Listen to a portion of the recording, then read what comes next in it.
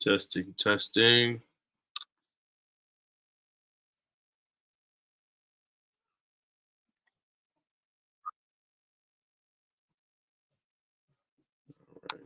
Good. All right, Shalom. This is the brother Daniela coming back again with another lesson. Giving all praises, honor, and glory to Yahweh, Bahashem Yahweh Shai, Bahashem Racha HaKodash. Double honors to the elders and apostles, a great millstone. And Shalom to the hopeful elect, brothers and sisters that believe in this word and that fear in the Heavenly Father and the Son. All right. And hey, Shalom to you, bro, and come aboard Yahweh Shem Yahweh Barakatah. And this is, this a live stream. I didn't title it anything, but I do got some precepts, some historical information to go over, and for the things that's happening right now. Hey, we're talking with a prophecy, right? Prophecy, prophecy, prophecy. Now, let me go here to let's start over here. Slovakia. Now, here watching the Elder Barak, out there in LA, and he entitled his video here, Tel Aviv has stars fallen from heaven, missiles, right? Now, that comes from here, Revelation 6 and 13. And the stars of heaven fell onto the earth, even as a fig tree casteth her untimely figs when she is shaken of a mighty wind. Right? It says, in the heaven, verse 14, and the heaven departed as a scroll when it is rolled together. That's the mushroom cloud that comes from the nuclear missiles. All right. And every mountain and island was moved out of their places. Right. That comes from the destructive force of those nuclear missiles. Right. Nuclear missiles is the grandest. And of course, you have other missiles that are less powerful but still do great damage. So John was describing things based upon the knowledge that was present at that time. We're in a time when knowledge has been increased. There was no word for a missile in the ancient world. So it's referred to as an arrow, or in this case, stars falling. Now, when you look in this video here, right, I'm gonna make a point. Now this is over Tel Aviv, and when you look throughout history, the Most High, and it's even in the scriptures, but there's other things outside of what's recorded in the scriptures that show that the Most High destroys these different places that are full of abominations and lewdness, right? And I got some historical events that happened where the Most High destroyed certain of these places, all right, that was practicing lewdness. Now, if you don't know about Tel Aviv is considered the GAY Labiquita, the Labiquita capital of the Middle East, probably even of the world, but the Labiquita capital of the Middle East, of the whole Middle East, all right, as they call it, right?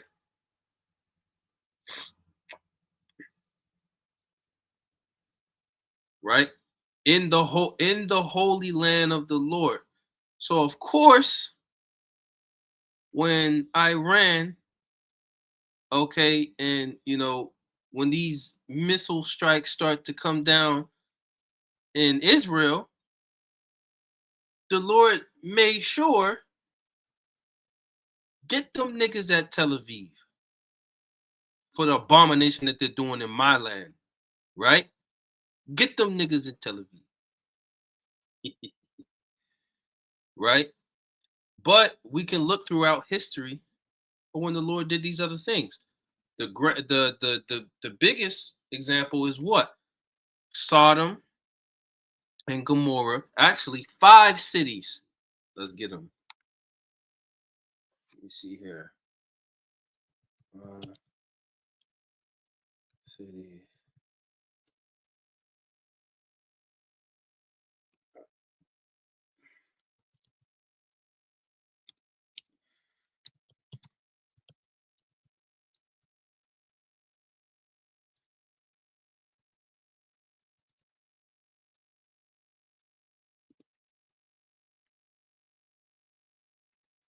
Sodom and Gomorrah was the main two that was mentioned. Well, the main two. It says the 5 cities of the plain associated with the biblical destruction of Sodom and Gomorrah are Sodom, Gomorrah, Admah, Zeboim, and Bela or Zoar. Located in the Dead Sea region, they were destroyed by fire and brimstone due to extreme wickedness. Though tradition holds that Zoar was spared to provide refuge for Lot, right? So,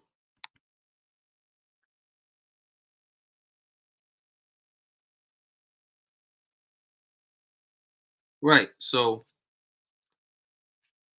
more than just Sodom and Gomorrah. So now going back here, I want to play this because um John the Revelator described he saw the missiles, but he described them as best as he could. Now, if you were to describe uh this footage in ancient terminology, that is a very great that's a good depiction or let's say a good description.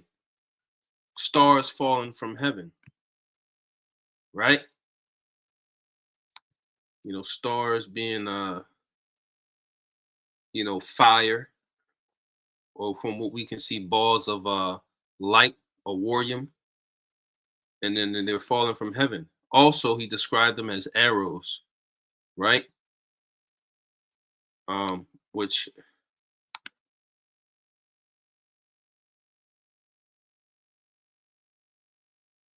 those look like stars.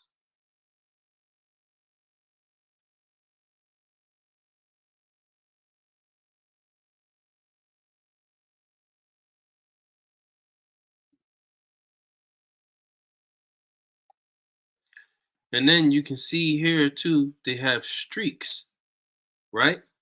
Streaks. Now, let's get here. Let's get shot of a mighty archer.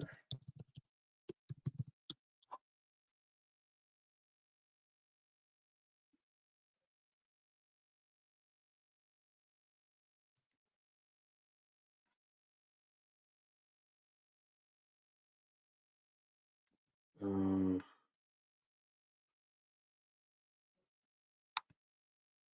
second letters.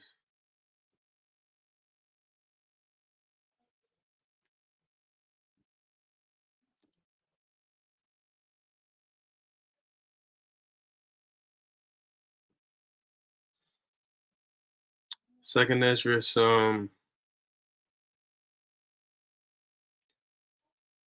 16 and 14 says, behold, the plagues are sent and shall not return again until they come upon the earth. The fire is kindled and shall not be put out till it consume the foundation of the earth. That's talking about the nuclear missiles. Like an like as an arrow which is shot of a mighty archer, right? That's those systems that they use. Is those are the arrows or the missiles, right? A mighty archer turneth not backward. Once you and when you put an actual arrow into motion, there's no taking that back, right? Once that thing is shot off, it's not going to stop and come back. It's going to hit whatever its target is, whatever it's been aimed at, right? Shall be sent upon the earth and shall not return again. And that's what we're seeing. Now, these are not the nuclear missiles, but they are still missiles, modern day arrows, and they are coming down on the earth and causing great destruction. It says that woe is me, who will deliver me in those days? Who's going to deliver me in the nuclear destruction? That's what Ezra's is saying. Who's going to deliver me from that? It says, the beginning of sorrows and great mournings, the beginning of famine and of great death, the beginning of wars, we're in that, and the powers that shall stand in fear, the beginning of evils. What shall I do when these evils shall come? Behold, famine and plague, tribulation and anguish are sent as scourges for amendment, right? So that's what we see. And that's going to come in a grand way with the nuclear missiles. Okay. So there you go. So now when you get the word arrow, let's go to the Etam online.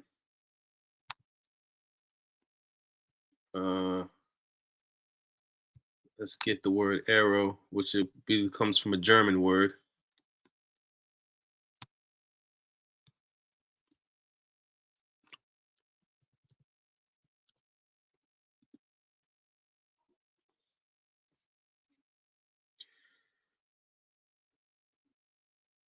Oh, look at that. Call Yabashim Yosha. I don't think I've seen this before. Arrow. Slender, pointed missile weapon. A slender, pointed missile weapon. Made to be shot from a bow.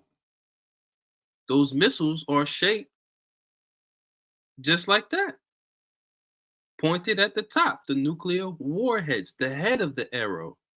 And that's the thing that does the damage. In the ancient arrow and the modern day ones. Here, let's see if we can find a picture. Let's see here.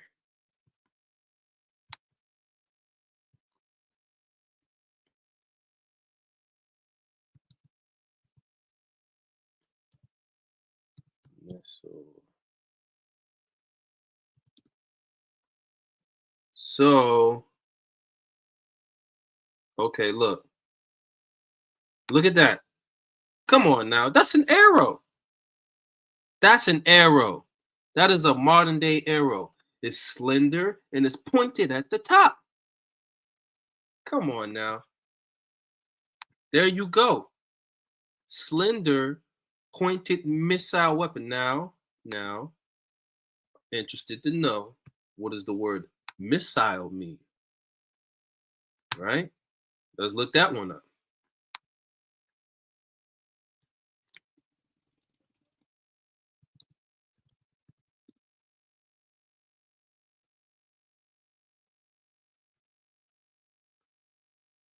So here, let's get this entry.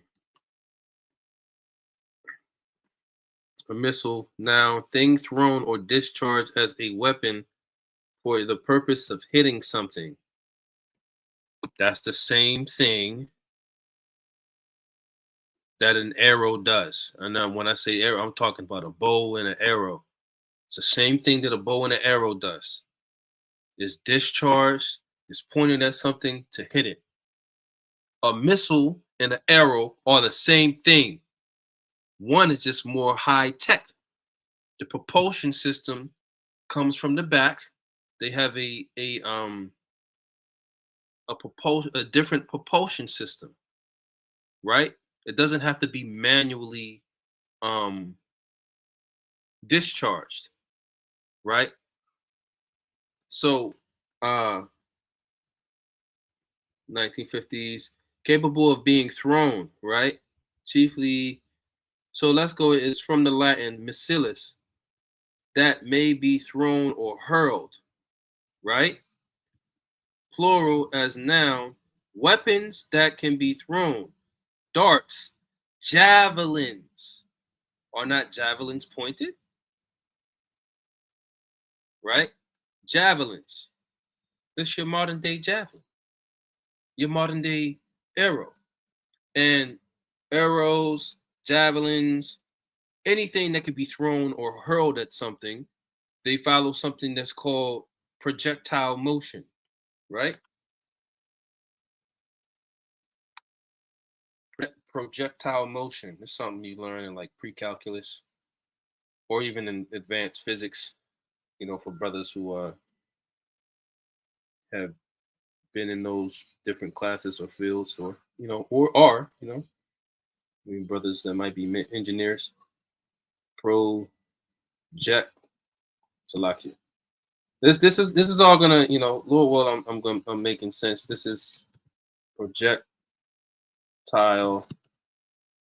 motion,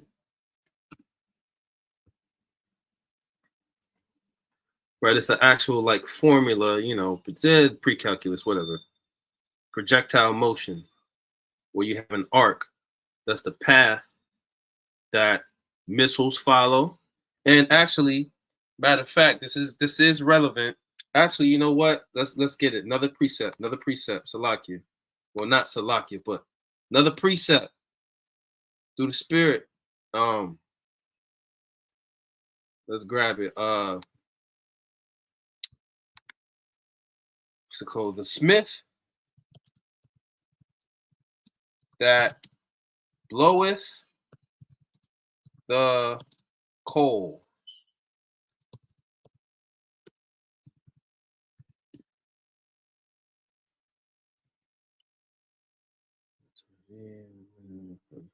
Okay, cool.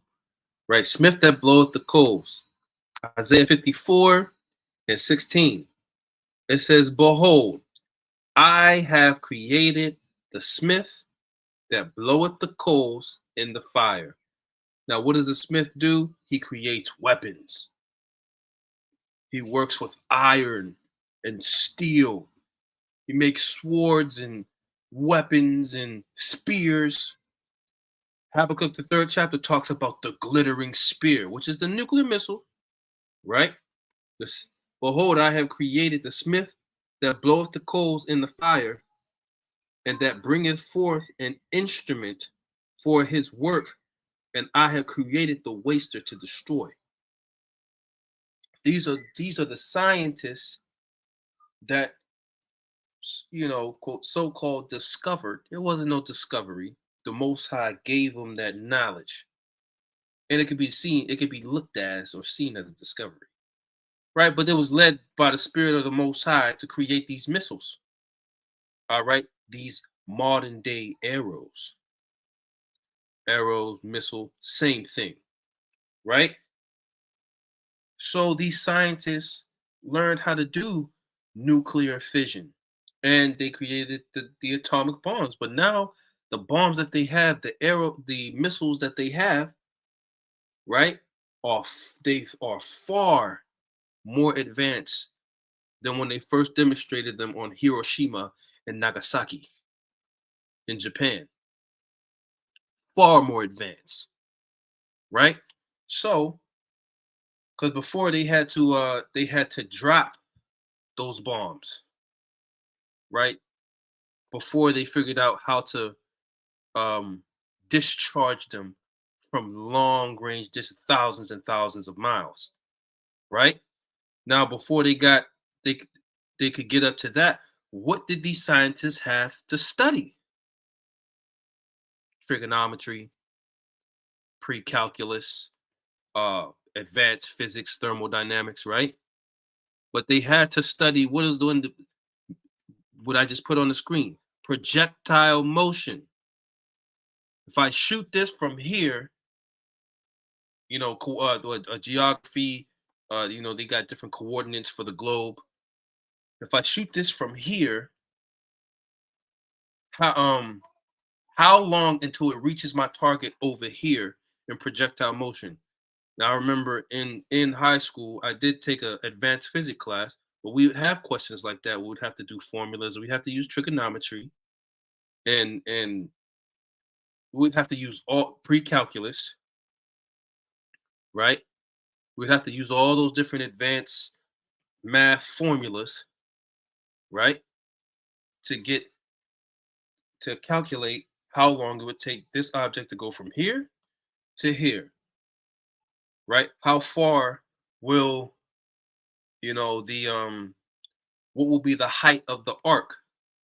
So they had to learn about projectile motions to create missiles, right? Now, with the nuclear missiles, um, I believe they actually go up. Um, I believe some of them go up into the outer atmosphere, and then they turn, right? Like they're like on the edge of the what do you call it? The upper atmosphere, and then they turn towards they adjust and turn towards their target, and then they come down. So it's a lot of advanced things, but let's say in the case of a missile, these scientists have to learn about what? Projectile motion, as we got here.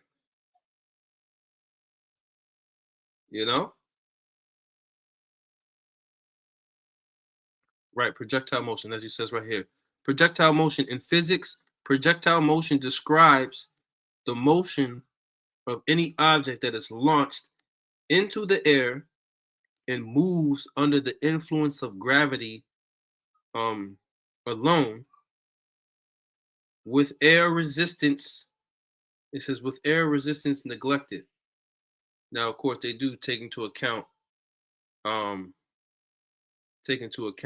air resistance, but they have what? They have a high-powered propulsion system, and there's the same thing with snipers. They have to take into account the air resistance when they're shooting from long range. If the wind's blowing, this could move my bullet over here. This could move my bullet over there. Projectile motion. It says, in this idealized model, the object follows a parabolic, that's what you call parabolic right here. Parabolic path, that's that arcing motion you see. A parabolic path determined by its initial velocity and a consistent acceleration due to gravity. Projectile motion, they also call it what is it? Kinematics, taking into account air resistance. So these scientists had to study these different things to create these different missiles. Right, now why am I getting this? Right, we see projectile motion, that arc. Let's see if we can get this right here. It popped up. Yeah, you see that arc. You see the range right here. So they have to measure all these things before they can launch a missile and see, oh, it's gonna hit here, it's gonna hit there, right? So they use coordinates on the globe. This is all these different high-tech maths, which was given to them from the Most High. So that ultimately, America's gonna be destroyed, man, due to thermonuclear missiles, right? So the Most High created the Smith that blows the coals, the scientists, right? And he gave them different knowledge of physics, nuclear fission, projectile motion, to create these different his weapons of his indignation, right? They got the math from the grandest mathematician, which the word math goes back to the Hebrew word amath. The grandest of mathematicians, huh? and that's the Most High. Yahweh Ba'ashem Yahweh Shai, right? So, now keep that picture in mind as we continue to read um, this word here for arrow, right? As this what we just described in the first definition, that's a missile. That's also an actual old school arrow with a bow or a javelin, any pointed thing that you can hurl through the sky, right? It's going to have that projectile motion. It says in Old English, Arwen, earlier, arrow, possibly borrowed from the Norse, from Proto-Germanic, arquo, or arwanza, from Gothic, source of Latin, arcus, see arc. So really the word arrow means arc, right? It says the etymology sense would be the thing belonging to a bow, the meaning a mark like an arrow. Okay, but it says here see, and you can see it right here from arcu, right? Source of Latin arcus, right? And you see here in the Proto-Germanic arquo. So arrow really means arc, part of a curved line. So what do we see right here? A curved line, an arc. So really, this motion right here, the object, when you hurl it and it makes that motion, that's the arrow. Right? Now we refer to the arrow to the actual thing that goes inside of the bow, right? But really, because when you discharge it, it makes that arcing motion. Same thing with a missile. It makes that arcing motion. Now, when you get a actual picture of, I think I got one, missiles launched still photo. No, hold on. Not that one. And look at that. Stars falling from it. Look like shooting stars, falling stars, man. You see? That's the propulsion. That fire is really like the propulsion system, man.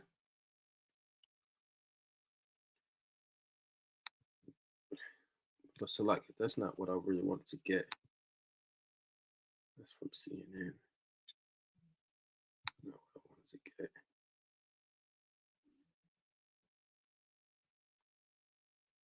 So let me see.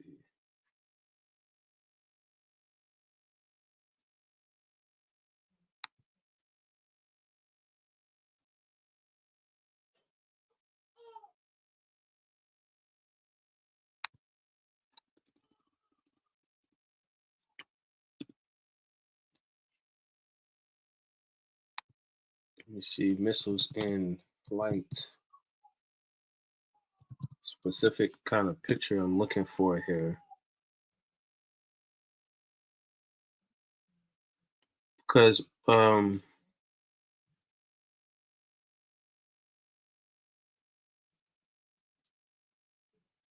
another word for arrow definition goes back to street. I don't know if they still have that. Some of these definitions, they will change. All right. There's things in the etymon line that, I read years ago, and now I go back to them, and those definitions are no longer there. So this devil's, tampering with things, but nonetheless, the truth is still coming out, and he can't stop it. Where in the world? Forget how I looked this up before. Basically, it's a photo where you can see the missiles flying through the air, going toward their target, and it's a arc of light that goes across the sky. Right? So the missiles are modern day arrows. Okay. So when we read in Second Esdras, when it talks about an arrow, yes, it is an actual arrow, but it's more high tech, right? So now let's go. And they're falling upon Tel Aviv, man. Now let's get some info on Tel Aviv, right? I got this from the AI overview, Google. Tel Aviv is globally renowned, meaning they're well known. You mention Tel Aviv, they're gonna say, "Oh, them the big, they that's Rainbow Country, right? That's the Rainbow City. They're renowned for that. They're renowned for abomination in the Holy Land. Tel Aviv is globally renowned as a premier, highly accepted, and vibrant ubiquitous destination. So if these flamers over here in America wanted to go to a country over in the so-called Middle East and be accepted, and not have to worry about these people might try to chop my head off in one of these countries over here because they don't accept that shit. They go to Tel Aviv, often considered the GAY capital of the Middle East. That is horrible. And that's why the Lord got missiles coming down on it. Barakatah Yahweh Ba'ashem Yahweh Shai. Call her Lord Yahweh Ba'ashem Yahweh Shai. But guess what? The rest of Israel's gonna be cleaned up too, because you think they're just doing this in Tel Aviv? You think it's just in Tel Aviv? Tel Aviv's just known for it. What about all the other uh provinces and places in Israel? What about all the other types of abomination that they're doing there? Oh yeah, the Lord gonna sweep that place clean. And then when the heathen are put in subjection, we're gonna make them rebuild Israel even better than before. But we're gonna rebuild the desolations of many generations, man. Okay. But the fun in that is the heathen's gonna do it. You get the design, and then you can, you know, we're gonna be the architects, man. And the heathens is gonna be the workforce, free labor, just like you did with us, right? It says while specific, varied demographic data can vary. Estimates frequently suggest that large ubiquitous population, with some sources suggesting up to 20% of the city's residents identify as Q, okay, and part of the ubiquitous community. They saying up to 25%. You know it's more than that, man. Come on now. Come on now. Call you know it's more than that. But there you go. And now what's happening? Things are being destroyed over there. People are screaming. Ah! You know, obliterated, disintegrated, turned into powder. The Lord probably got missiles just hitting people directly. Bam! You right, fall right on their head. Bam! Everybody else around them destroyed. Fear, right? Okay, now I want to get this one too. I remember reading about this. I was in the fourth grade and I learned about Mount Vesuvius, right? In a library class, whatever. you know. So here we're about to read what happened, but through the spirit, we know why. Okay. On August 24th, after centuries of dormancy, Mount Vesuvius erupts in southern Italy. Where is Italy? Rome, right? Um, devastating the prosperous Roman cities of Pompeii and Herculaneum.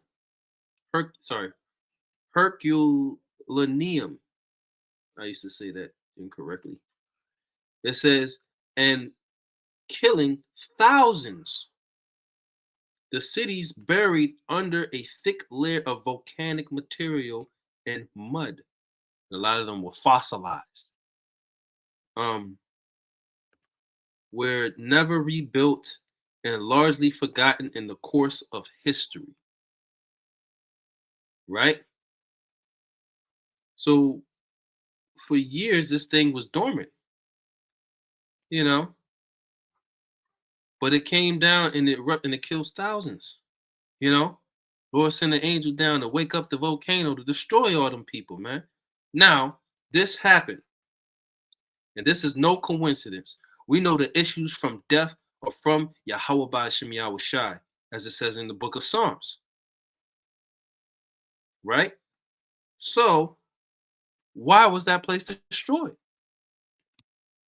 Like I said, this is something in secular history, as they call it, not necessarily recorded in the scriptures, right? But the Most High did it. You know.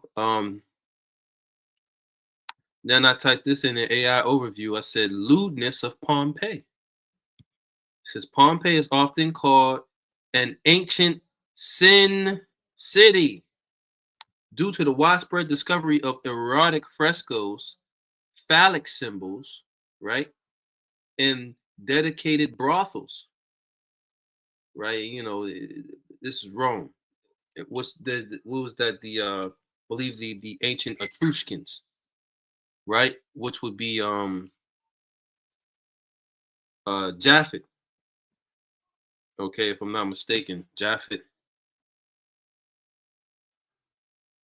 But either way, they were lewd, man, abominable, right? It says these artifacts revealed a society with, by by modern standards, exceptionally open, explicit, and commercialized attitudes towards sexuality in both public and private places.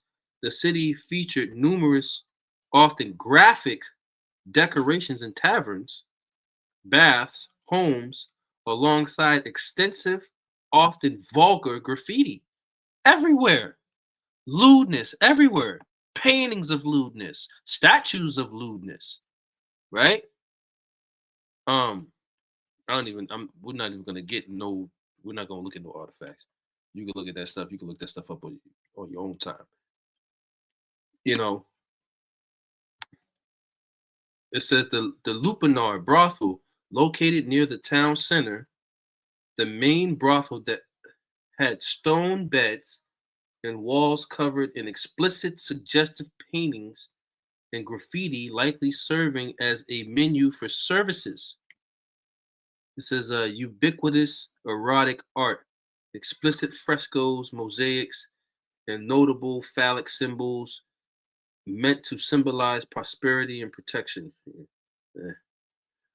were common in public places such as suburban baths, a secret cabinet. Many of the most explicit items included, for example, statues of Priapus were removed upon discovery in 18th, 19th century and placed a specialized formerly restricted collection in the National Archaeological Museum of Naples. So this is rated R. Symbolism over hedonism, right? were often viewed as sheer debauchery. Many historians argue that these images function more as fertility symbols, social commentary, and for, say, Pompeian merchants and indeed sailors, symbols a, say, very different cultural, even perhaps religious approach to the body. Of course, they're worshiping the creature more than created. They're worshiping, um, I can't even say, the act of sex was sex is between a man and a woman. The word sex means to cut. That's when it really is between a man and a woman that is a virgin, right? Because he cuts the hymen. So you can only really have sex one time. Okay. So um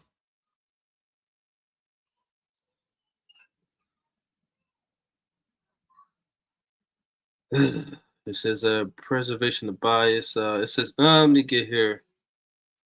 So you get the point. Debaucherous. That was an ancient world ubiquitous community. They used to call it what? Sin City. Right? So what the Most High do? Send an angel down, activate that Mount Vesuvius, right? Activate that volcano. He said, what? I'm sick and tired of them niggas down there. You know, their wickedness reached to the full. All right. Wipe them out, wipe them off the face of the earth. And it was to the point where the Most High he preserved those people, okay, fossilized. They were made like unto statues. He preserved those different artifacts. All right, and that's a testament against them, ensuring what? What happens when you do these abominable things? The Most High destroys you, right? And that is the whole. Let's read this. This is Second Peter chapter 2 and verse. Shoo, verse 5. It says what? And spared not the old world, but saved Noah, the eighth person, meaning really only 8 people were saved. The Most High destroyed everybody in the entire planet except for 8 people. Except for 8 people. Oh, God is all love. Love is above all. Fucking Christians. God is all love.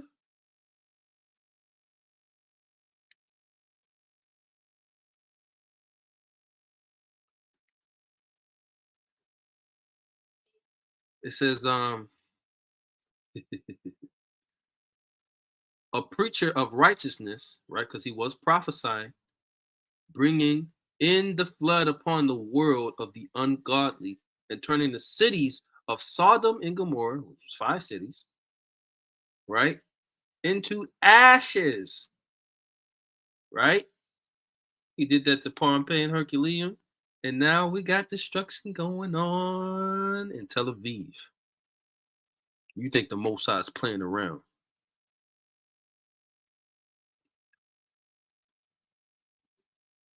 Who plays like that? You think the entity, the power that destroyed everybody on the earth except for 8 people was playing around? Well, soon the whole world is about to see the Most High was never playing and what he said he meant. That he meant what he said. What he said, these prophecies. And he's caused them to come to pass. And when it's all finished and done, you're going to know it was Yahweh that had done this by his right hand, Yahweh Shai.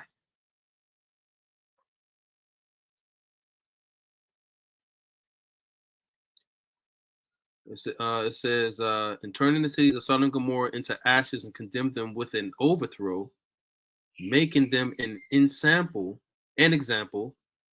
unto those that after should live ungodly. This is an example. This is what happens when you do abomination and you live ungodly.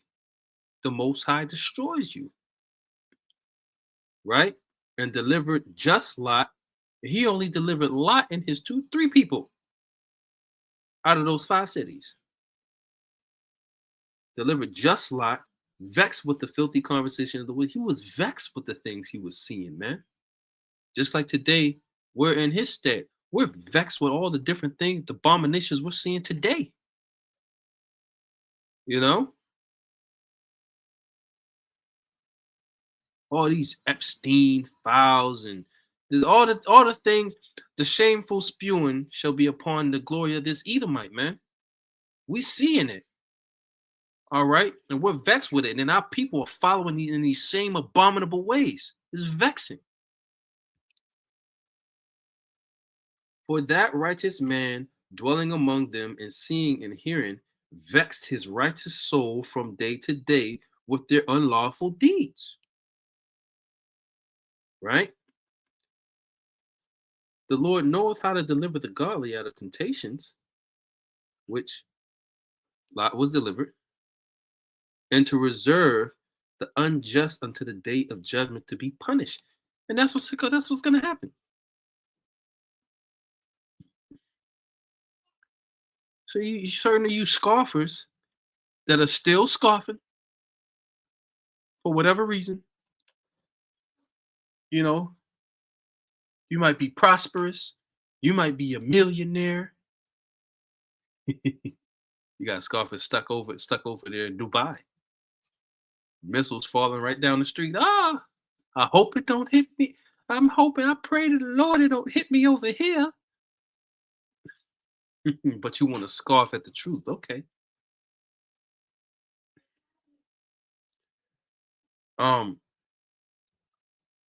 You different scoffers, right?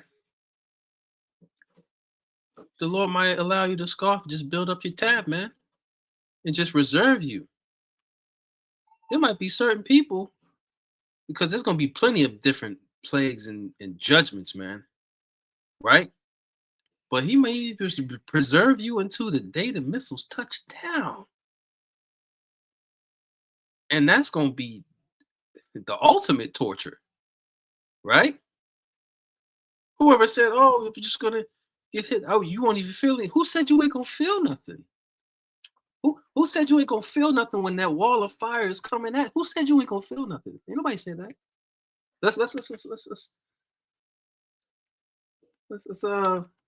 Who said that? Right? Let's get let's go to Salaki or the Second Peter's. We're looking at the Second Esdras. Let's go to Second Esdras 9. We've been bringing this out a lot lately too. Second Esdras 9 and let's see, around 10. Second Esdras 9 and 10. This is oh,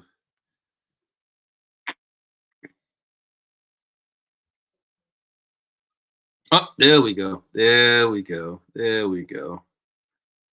Actually, let's start at verse 7. It says, and everyone that shall be saved and shall be able to escape by his works, right? Doing these works of Yahweh Bashem Yahushai and enduring unto the end, and by faith, right? But you shew your faith by your works, right? Whereby ye have believed, shall be preserved from the said perils, and shall see my salvation in my land and within my borders. For I have sanctified them for me from the beginning, meaning there was of the elect was chosen from the beginning to receive salvation. Right? It says, then shall they be in pitiful case, which have now abused my ways, and they that have cast them away despitefully shall dwell in torments. Right? So that can be from the other calamities leading up to the nuclear missiles, but who says you ain't gonna feel pain from that nuclear fire? Who said the Most High can slow down the time and make you feel every inch of your body being disintegrated, right? Your flesh being peeled off the bone from the fire, your eyes consuming away out of your sockets, your tongue consuming away out of your mouth. That's an interesting, it's described like that. Out of your eyes, consuming away out of your eye sockets and your tongue out of your mouth. Who said that wasn't going to be a torturing, painful way to be destroyed? Who said that? Nobody said that. Who said that the Most High is going to make everybody feel the pain? Gonna make you feel it, right? You're gonna dwell in torments. But such as in their life have received benefits. Your boy, what's his name? What's his name? Marquette. Marquette. Hold on, let me see. I just want to look this up real quick. Through the spirit. What's his name? Marquette something.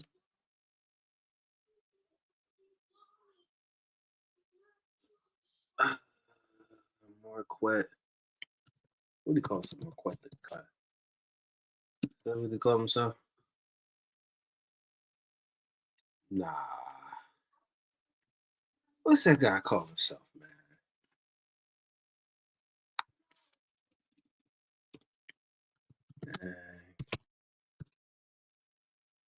Capitán, el Capitán. Tazarian.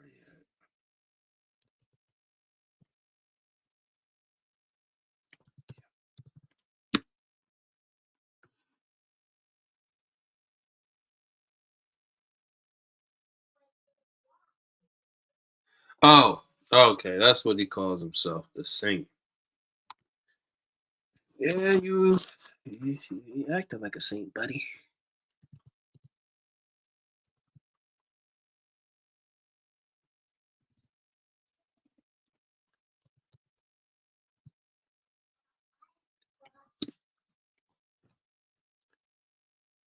Okay.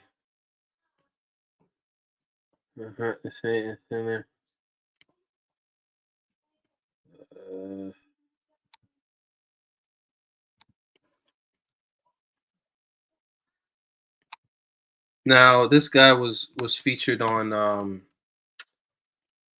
Fresh and Fit.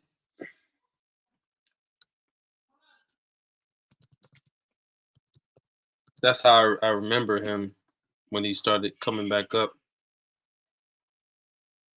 Yeah.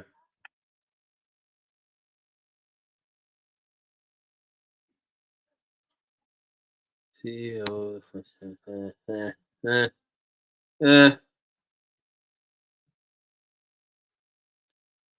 Well,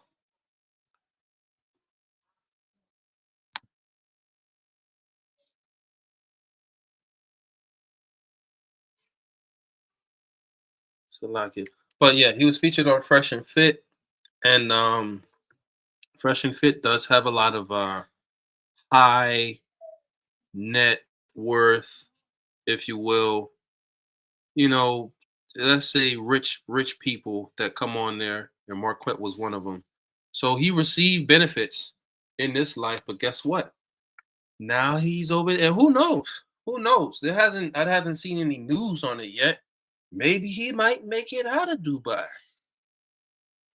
Maybe, maybe not. Maybe he goes back to see the Lord and realize he was wrong, that he effed up. Who knows? Right? But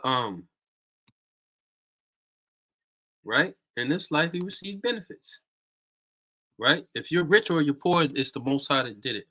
If you become rich, you become a millionaire, well to do, the upper 20% of the world when it comes to um income and earnings, the Most High put you there. Right? But if you don't acknowledge the Most High, then they don't really all them net worth and they don't mean shit. You know, you don't acknowledge the Most High, you're gonna be destroyed. Okay, so that's all I got. I didn't realize well, of course, spirit like the wind. Didn't realize it was gonna be through the spirit be going through all those different things, and that's how it happens. You know, that's how it happens. You know, you'll get certain precepts and you might start off with certain precepts and information, and then so I get precepts and information, and then the spirit supplies you with even more, continuously. So Lord, will you were edified with today's live stream, and um once again, all praises, honor, and glory to Yahweh by Shemi Awashai, by Shem Kakodash, and Shalom to the hopeful elect brothers and sisters that believe. Shalom.